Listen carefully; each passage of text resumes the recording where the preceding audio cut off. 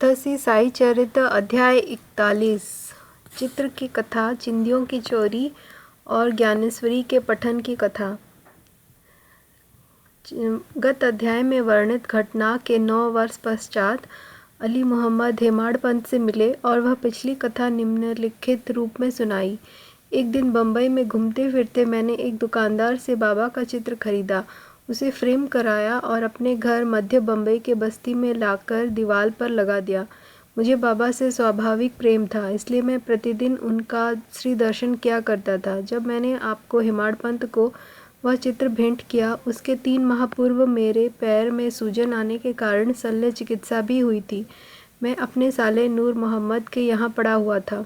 खुद मेरे घर पर 3 माह से ताला लगा था और उस समय वहाँ पर कोई न था। केवल प्रसिद्ध बाबा अब्दुल रहमान, मौलाना साहेब मोहम्मद हुसैन, साईं बाबा, ताजुद्दीन बाबा और अन्य संत चित्रों के रूप में वहीं विराजमान थे, परंतु काल चक्र ने उन्हें भी वहाँ न छोड़ा। मैं वहाँ बम्बई बीमार पड़ा हुआ था, तो मेरे घर में उन लोगों फोटो को कष्ट क्यों हो। ऐसा समझ में आता है कि वे भी आवागमन, जन्म और मृत्यु के चक्कर से मुक्त नहीं है। अन्य चित्रों की गति तो उनके भोग्य अनुसार ही हुई, परंतु केवल श्री साईं बाबा का ही चित्र कैसे बच निकला, इसका रहस्योद्घाटन अभी तक कोई नहीं कर सका है। इससे श्री साईं बाबा की सर्वव्यापकता और उनकी असीम शक्ति का पता चलता है। कुछ वर्ष पूर्व मुझे मोहम्मद हुसैन थरिया टोपण ने संत बाबा अब्दुल रहमान का चित्र प्राप्त हुआ था, जिसे मैंने अपने साले नूर मोहम्मद पीर भाई को दे दिया, जो गत 8 वर्षों से उसकी मेज पर पड़ा हुआ था। एक दिन उसकी दृष्टि इस चित्र पर पड़ी, तब उसने उसे फोटोग्राफर के पास ले जाकर उसकी बड़ी फ़ोटो बनवाई और उसकी कॉपियाँ अपने कई रिश्तेदारों और मित्रों में वितरित की। उनमें से एक प्रति मुझे भी मिली थी, जिसे मैंने अपने घर की दीवार पर लगा रखा था। नूर मोहम्मद संत अब्दुल रहमान के शिष्य थे। जब संत अब्दुल रहमान साहब का आम दरबार लगा हुआ था, तभी नूर मोहम्मद उन्हें फ़ोटो भेंट करने के हेतु उनके समक्ष उपस्थित हुए। फ़ोटो को देखते ही वे अति क्रोधित होकर नूर मोहम्मद को मारने दौड़े तथा उन्हें बाहर निकाल दिया। तब उन्हें बड़ा दुख और निराशा हुई। फिर उन्हें विचार आया कि मैंने इतना रुपया व्यर्थ ही खर्च किया, जिसका परिणाम अपने गुरु के क्रोध और अप्रसन्नता का कारण बना।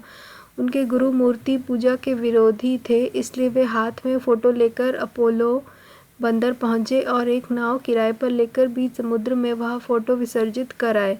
नूर मोहम्मद ने अपने सब मित्रों और संबंधियों से भी प्रार्थना कर सब फ़ोटो वापस बुला लिए। कुछ 6 फ़ोटो थे और एक मछुए के हाथ से बांद्रा के निकट समुद्र में विसर्जित करा दिए।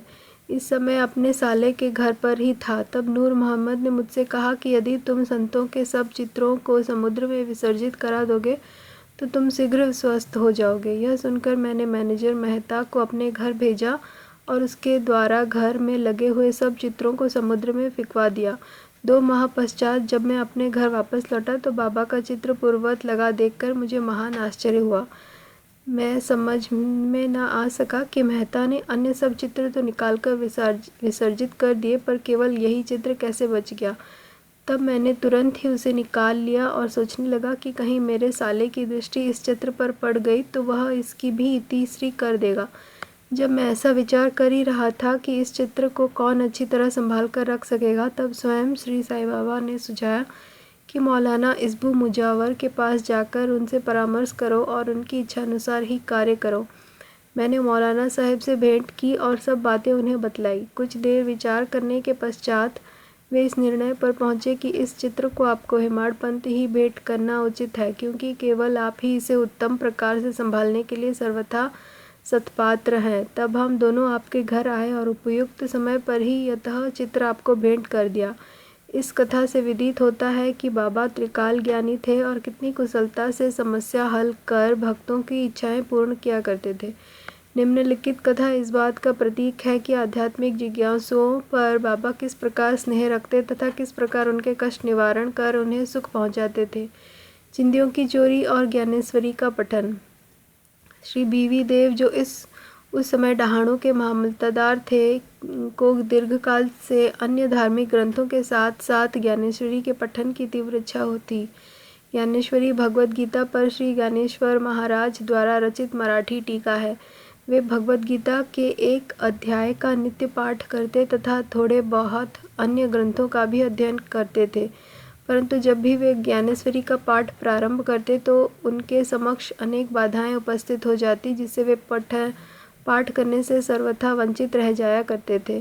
3 मास तक छुट्टी लेकर वे शिरडी पधारे और तत्पश्चात वे अपने घर पौड़ में विश्राम करने के लिए भी गए। अन्य ग्रंथ तो वह पढ़ाई करते थे, परंतु जब ज्ञानेश्वरी का पाठ प्रारंभ करते तो नाना प्रकार के कलुषित विचार उन्हें इस प्रकार घेर लेते कि लाचार होकर उसका पठन स्थगित करना पड़ता था। बहुत प्रयत्न करने पर भी जब उनको केवल 2-4 ओवियां पढ़ना भी दुष्कर हो गया, तब उन्होंने यह निश्चय किया कि जब दयानिधि श्री साई की कृपा करेंगे, इस ग्रंथ के पठन की आज्ञा देंगे, तब उसकी श्री गणेश करूँगा। सन 1914 के फरवरी मास में वे सहकुटुंब शिरडी पधारे। तभी श्री जोग ने उनसे पूछा कि क्या आप ज्ञानेश्वरी का नित्य पठन करते हैं? श्री देव ने उत्तर दिया कि मेरी इच्छा तो बहुत है, परंतु मैं ऐसा करने में सफलता नहीं पा रहा हूँ। अब तो जब बाबा की आज्ञा होगी तभी प्रारंभ करूँगा। श्री जोग ने सलाह दी कि ग्रंथ की एक प्रति खरीद कर बाबा को भेंट करो और जब वे अपने कर कमलों से स्पर्श कर उसे वापस लौटा दे तब उसका पठन प्रारंभ कर देना। श्रीदेव ने कहा कि मैं इस प्रणाली को श्रेयस्कर नहीं समझता, क्योंकि बाबा तो अंतर्यामी हैं और मेरे हृदय की इच्छा उनसे कैसे गुप्त रह सकती है। क्या वे स्पष्ट शब्दों में आज्ञा देकर मेरी मनोकामना पूर्ण न करेंगे? श्रीदेव ने जाकर बाबा के दर्शन किए और 1 रुपया दक्षिणा भेंट की। तब बाबा ने उनसे 20 रुपये दक्षिणा और मांगी, जो उन्होंने सहर्ष दे दिया। रात्रि के समय श्रीदेव ने बालक राम से भेंट की और उनसे पूछा, आपने किस प्रकार बाबा की भक्ति तथा कृपा प्राप्त की है? बालक राम ने कहा, मैं दूसरे दिन आरती समाप्त होने के पश्चात आपको पूर्ण वृतांत सुनाऊंगा। दूसरे दिन जब श्री देव साहब दर्शनार्थ मस्जिद में आए तो बाबा ने फिर 20 रुपये दक्षिणा मांगी, जो उन्होंने सहर्ष भेंट कर दी। मस्जिद में भीड़ अधिक होने के कारण वे एक और एकांत में जाकर बैठ गए। बाबा ने उन्हें बुलाकर अपने समीप बैठा लिया।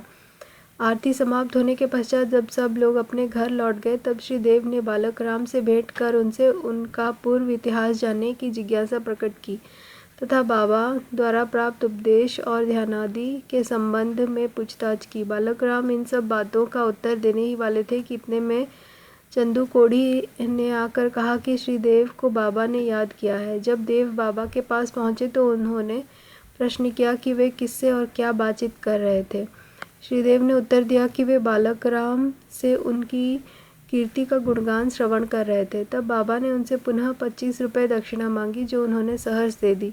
फिर बाबा उन्हें भीतर ले गए और अपना आसन ग्रहण करने के पश्चात उन पर दोषारोपण करते हुए कहा कि मेरी अनुमति के बिना तुमने मेरी चिंदियों की चोरी की है। श्री दत्त देव ने उत्तर दिया, भगवान, जहाँ तक मुझे स्मरण है मैंने ऐसा कोई कार्य नहीं किया है, परंतु बाबा कहाँ मानने वाले थे। उन्होंने अच्छी तरह ढूंढने को कहा। उन्होंने खोज की, परंतु कहीं कुछ भी नहीं पाया। तब बाबा ने क्रोधित होकर कहा कि तुम्हारे अतिरिक्त यहाँ और कोई नहीं है, तुम ही चोर हो। तुम्हारे बाल तो सफ़ेद हो गए हैं और इतने वृद्ध होकर भी तुम यहाँ चोरी करने को आए हो। इसके पश्चात बाबा आपे से बाहर हो गए और उनकी आंखें क्रोध से लाल हो गई। वे बुरी तरह से गालियाँ देने और डांटने लगे। देव शांतिपूर्वक सब कुछ सुनते रहे। वे मार पड़ने की भी आशंका कर रहे थे कि 1 घंटे के पश्चात ही बाबा ने उनसे वाड़े में लौटने को कहा। वाड़े को लौटकर उन्होंने जो कुछ हुआ था उसका पूर्ण विवरण जोग और बालक राम को सुनाया। दोपहर के पश्चात बाबा ने सबके साथ देव को भी बुलाया और कहने लगे कि शायद मेरे शब्दों ने इस वृद्ध को पीड़ा पहुंचाई होगी। इन्होंने चोरी की है और इसे ये स्वीकार नहीं करते हैं। उन्होंने देव से पुनः 12 रुपये दक्षिणा मांगी, जो उन्होंने एकत्र करके सहर्ष भेंट करते हुए उन्हें नमस्कार किया। तब बाबा देव से कहने लगे कि तुम आजकल क्या कर रहे हो? देव ने उत्तर दिया कि कुछ भी नहीं। तब बाबा ने कहा, प्रतिदिन पोथी ज्ञानेश्वरी का पाठ किया करो। जाओ वाड़े में बैठकर क्रमशः नित्य पाठ करो और जो कुछ भी तुम पढ़ो उसका अर्थ दूसरों को प्रेम और भक्ति पूर्वक समझाओ। मैं तो तुम्हें सुनहरा सैला दुपट्टा भेंट देना चाहता हूँ, फिर तुम दूसरों के समीप चिंदियों की आशा से क्यों जाते हो? क्या तुम्हें यह शोभा देता है?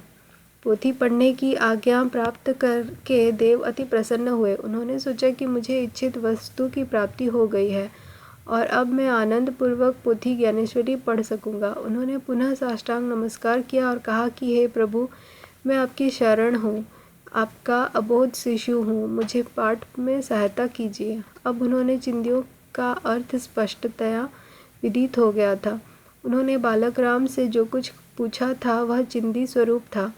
इन विषयों में बाबा को इस प्रकार का कार्य रुचिकर नहीं था, क्योंकि वे स्वयं प्रत्येक शंका का समाधान करने को सदैव तैयार रहते थे। दूसरों से निरर्थक पूछताछ करना वे अच्छा नहीं समझते थे, इसलिए उन्होंने डांटा और क्रोधित हुए। देव ने इन शब्दों को बाबा का शुभ आशीर्वाद समझा तथा वे संतुष्ट होकर घर लौट गए। यह कथा यहीं समाप्त नहीं होती। अनुमति देने के पश्चात भी बाबा शांत नहीं बैठे तथा 1 वर्ष के पश्चात ही वे श्री देव के समीप गए और उनसे प्रगति के विषय में पूछताछ की। 2 अप्रैल सन 1914 गुरुवार को सुबह बाबा ने स्वप्न में देव से पूछा कि क्या तुम्हें पोथी समझ में आई।